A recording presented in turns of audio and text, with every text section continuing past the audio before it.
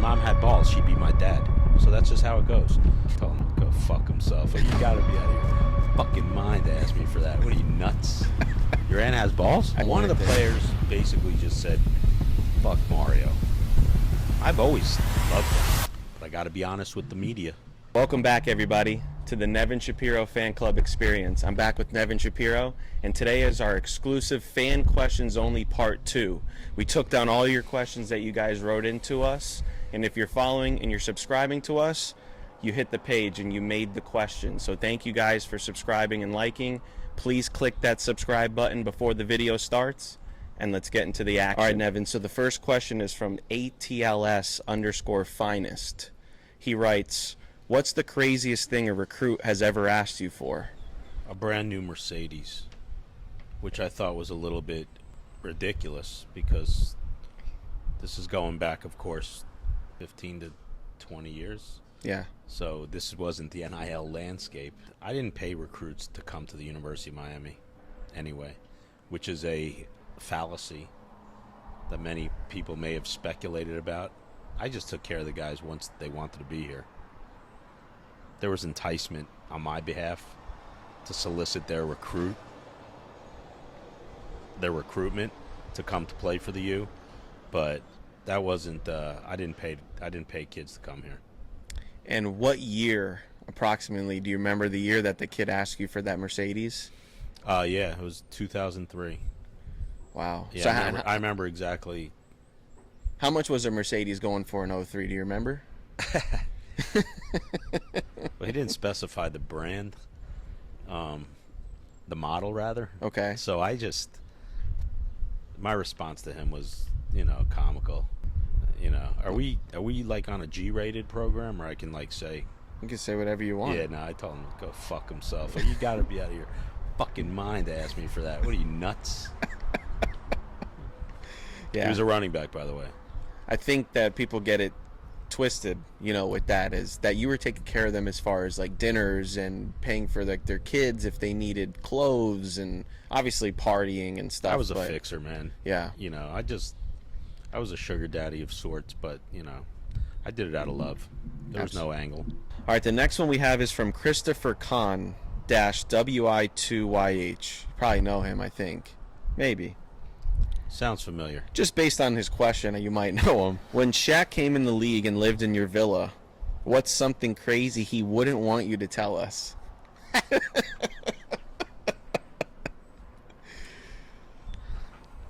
Next. Can you share any story about Shaq? Nah. No? Not appropriate. All right. What's a good untold story about you and Sean Taylor out in Miami? First of all, I loved Sean. God rest his soul. I think the funniest story I could tell about Sean is that we were on jet skis. There was about probably 12 of us, maybe 15 of us. Everyone who follows the program knows every one of the guys. And Sean was really he was a beautiful kid, man. I loved him, but like he was a savage personality-wise. And I remember he fell off his jet ski, and we thought he was not drowning because everyone had life vests on. And so, DJ Williams, who is a kind dude, great ball player, but a kind guy. He's not a Miami guy. He's a Cali guy, so he's got a different vibe. Mellow, Right. So DJ went to help him up, and Sean pulled him in and jumped on his jet ski. And DJ was bobbing in the water. That shit was so funny, man. But Sean was a savage in that regard. Right. He was he lived like he played, man. Just you never knew what you were gonna get. But he was a sweetheart, but he could be like he was on the field. Yeah, knock your teeth out. He was I loved him, man. That was a devastating, tragic event. Yeah. Very sad. Yeah, I mean, I don't even like talking about it. It was, but that's a story that had nothing to do with football. That was just a bunch of kids being. No, kids. that's a great one. I think that's what he was looking for. Yeah. All right, so one of the next ones we have is Kilrod Kane. says, Nevin, do you think the program is headed in the right direction? I understand Mario may be referred to as a dictator, but I feel like he is all in, and if it does sink, it will be on him. I can't really blame him for that. I do think it's in a better place now than it has been. What are your thoughts? I'm in agreement with everything he said. Okay. And my issue, as you know, has never been Mario personally, individually. I like Mario a lot. Yeah. I want Mario to be great. They should have gone undefeated. You know my position on that. Yeah. And absolutely. I'm just not into the built-in excuses and all that other shit. The program is in solid footing. The recruiting has been as good as it's ever been at this program. There's a lot of things to like. The things that I don't like are some things I'm aware of behind the scenes that the common fan is not aware of. Yep. And that's where my issue is, first and foremost. And then I have my own feelings about just some of the game day decisions and coaching decisions he's made. Georgia Tech 2 years ago, Georgia Tech this year, Syracuse this year, Cal being up 25 points on us when they're really just a garbage team and should not have ever been up on us like that.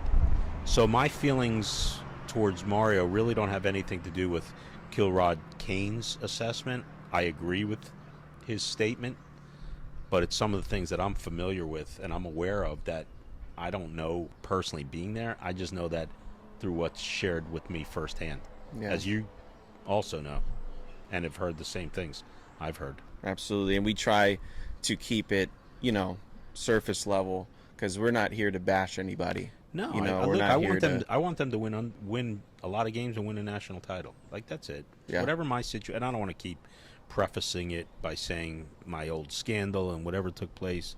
There's a lot of history there, and there's reasons from both ends, and I think there's regret from a lot of parties. I just want the Canes to be great, man. And that's it. And that's the truth. Before we get into the next question, I'm sure you guys are wondering what's sitting here. This is, you know what? Let you introduce it. It'd be better if you tell the viewers of what it is. So, the Miami Herald, after we won the title in 2001, the Miami Herald took a picture. The guy was laying on his back and took a picture of our 8-man defensive line rotation. I believe this was going into the 2002 season, summer, if I'm not mistaken. The year we ended up losing to Ohio State in the Fiesta Bowl. Someone took it and blew it up for me, and I just put it in a frame. It was like on a poster board or something. So I just put it in a frame, and I think I could have gotten all of them to sign it, but I don't know. I was just like lazy or in a rush. And so who signed? So William Joseph signed it, Cornelius Green, Vince Wilfork, and Santonio Thomas. It would have been very easy to get the other guys to sign it. Specifically, two of the guys lived with Cornelius, Andrew and Jerome. That's it. There's 4 signatures, and I'm going to start unloading a lot of my memorabilia because I'm just in a different place in my life, and I have some incredible things. Now that we got this thing started, I might as well just, who doesn't want a game-worn Devin Hester jersey, or a game-worn John Vilma jersey, or a game-worn Roscoe Parrish, or I'll go on and on and on. I got over 100 game-worn jerseys. So this is what we're going to do. As soon as we hit 250 subscribers on YouTube, one lucky fan is going to get this, and we're going to pick it. What about 250,000? You got to start somewhere. Yeah. That's true. Hey, if we get 250,000, there's going to be some insane giveaways that people don't realize. I got the hang tags from the Willis McGahee Heisman ceremony. I've got some just unprecedented stuff. The more we grow, the more we can start putting out I'm better ready to stuff. start gifting all this stuff. You heard it. You guys just have to follow. That's it. And you have a chance to win. Let's get back into these questions here. So the next one we have is from Philly Streets. It's your boy. Yeah. What does the NIL look like if unionized? And who are the characters making sure it's an even playing field? Well, it would have to be, I don't think one law firm would be enough. I'd say probably 2 or 3 law firms would oversee the player's interest. You start getting into labor laws and some other things. So that's not my lane. My only position, my only part that I would like to really see is I'd like to represent the voice of the kids. And I'd work underneath the legal side where I wouldn't be taking a dollar from the kids. Right. I would just be part of the legal team, because whoever would be in charge, you're going to need attorneys overseeing the situation. How would it come about? You'd have labor law attorneys, and that's what they do for a living. And I think the kids should get 50%. They're partners in this deal. It's no 30. NCAA hasn't given them shit. Plus, they owe them money for 100 years already, right? So, that's my position on that matter. I'm never going to change my stance. I don't like this new NIL situation. And that being said, I absolutely know the kids should get paid. I just don't like the guardrails, the lack of guardrails, and I don't like where it's heading. I don't like where it is, and I don't like where it's heading. I think where it's heading is nobody even knows. That's how crazy it is. I mean, we got 8-year-olds, the parents of 8-year-olds contacting us. So what does that say? Yep, I know. And there's people approaching these kids for money to switch teams. I mean, these kids aren't kids anymore. I know. There's people paying Pop Warner kids to switch teams now. It's getting out of hand. Yeah, it's insane. Yeah, so I just don't like where we are with this NIL, the transfer portal. The NCAA is they're fucked up. They don't know what the fuck they're doing. They're just a bunch of morons and just running around in circles like a nut house. They don't know what they're doing. Yeah, they allowed it to be the wild west. Someone should file violations against them. They should be on probation. Be for a change. Dummies. All right, so we have this one coming in from Nick_Green52. What do you think Mario's debacle will be this year? In previous years, number 1, we got blown out by Middle Tennessee State at home. 2, the no knee against Georgia Tech. And 3, a blown 21-point lead in 3 quarters, which I was there to witness live. What will be his debacle this year? There's no telling. You got to just play the games. The biggest debacle could be paying Carson Beck $10 million. I don't know. I hope he's amazing. For his sake and for the coach's sake. Because if he's not, you know what's going to happen to that team. If he's not great, they don't succeed. Is there any other way to look at that? No. If he's not even almost equivalent to Cam Ward, they're in trouble. Because their schedule is a lot tougher, even though they play 8 home games. So, the season, the off season's not finished yet.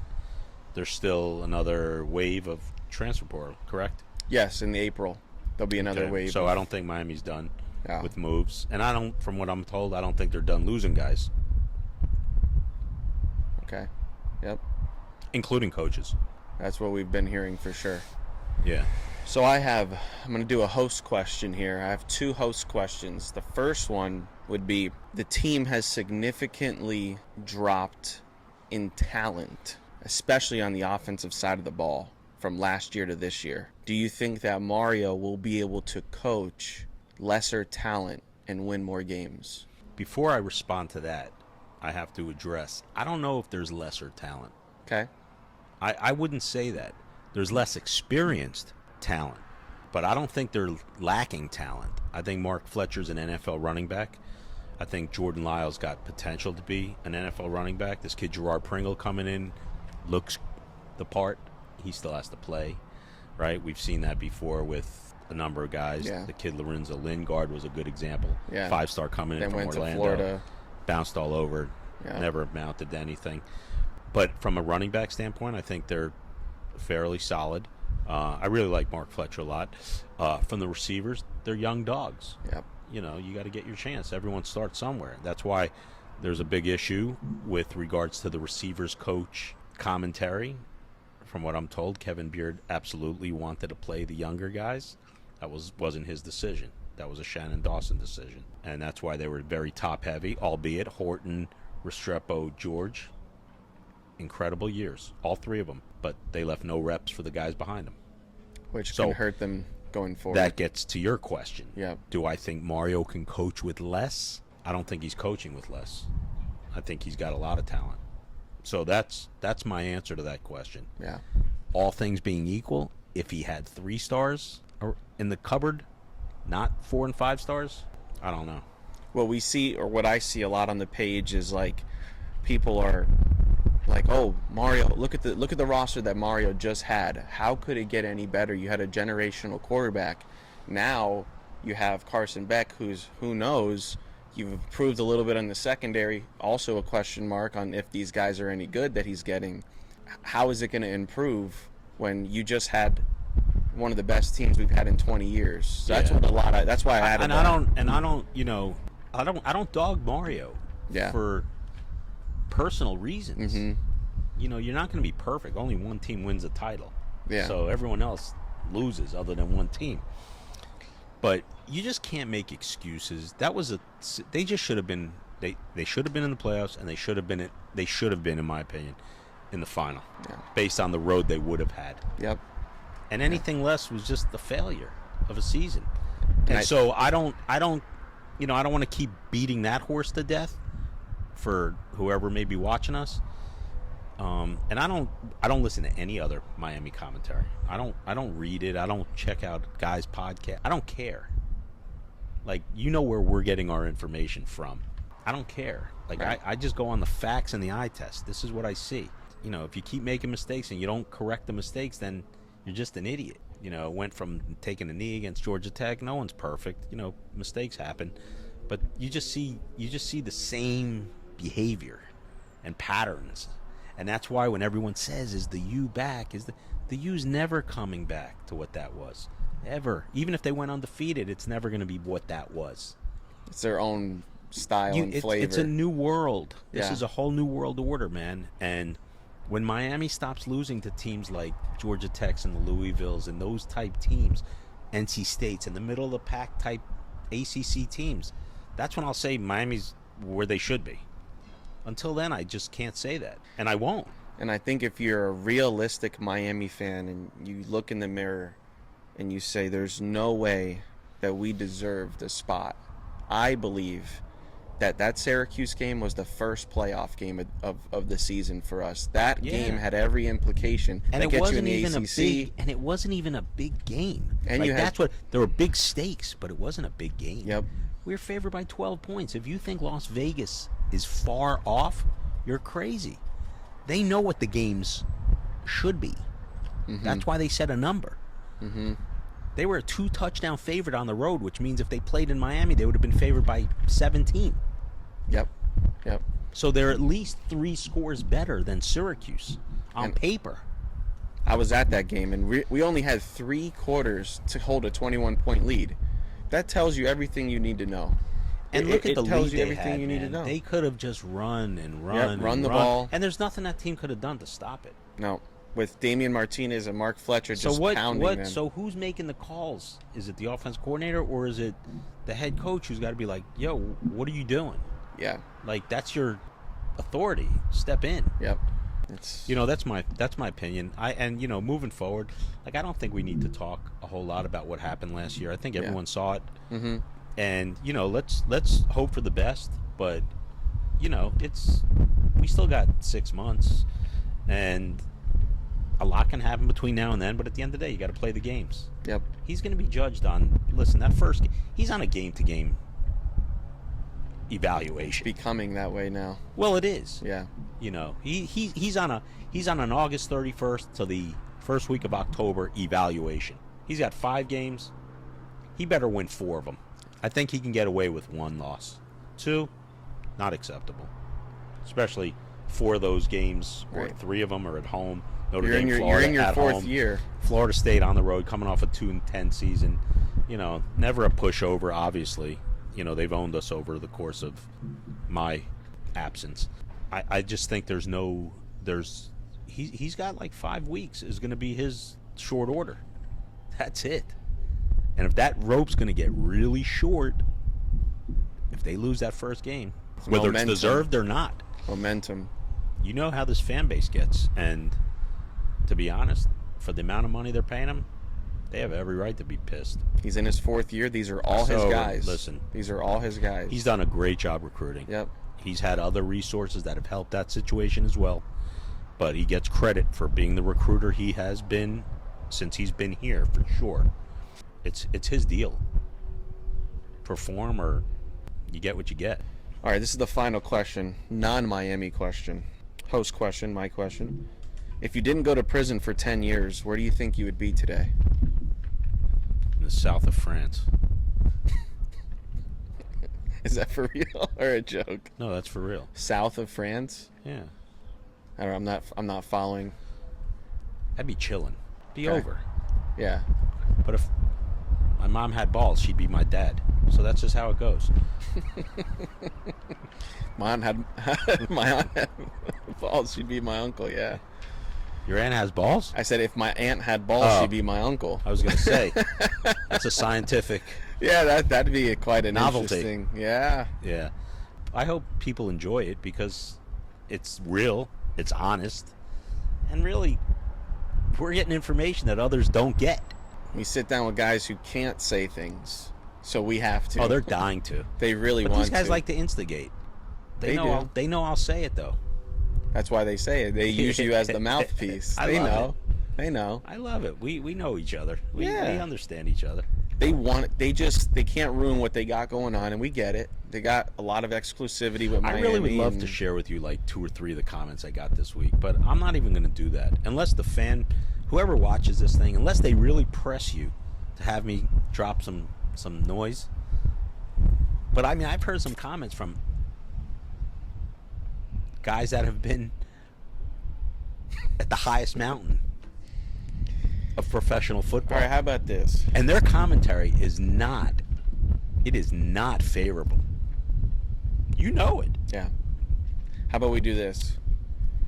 Drop one. If we don't think it's good, I'll edit it out. If you don't One want of the it there. players basically just said, fuck Mario. And this guy is a UM legend. And I'm not even going to begin to say the year. And I like Mario. You know I do. I was a big supporter of his way back when. Pre-head coaching days Yeah, when at he was FIU. when he was a GA. I've always loved him in that regard.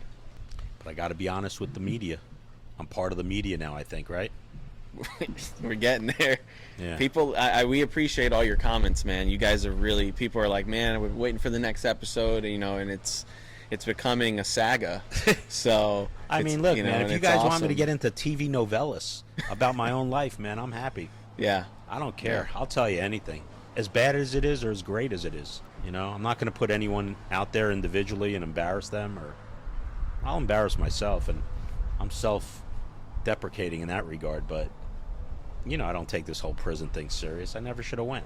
Fuck the government. There you have it, guys. 250 subscribers, and you're getting this. Somebody's getting this. So This thing's been collecting dust. Right above my Brioni suits. Please like, please subscribe. We're dropping a new episode every week. And as always, we'll catch you on the next one.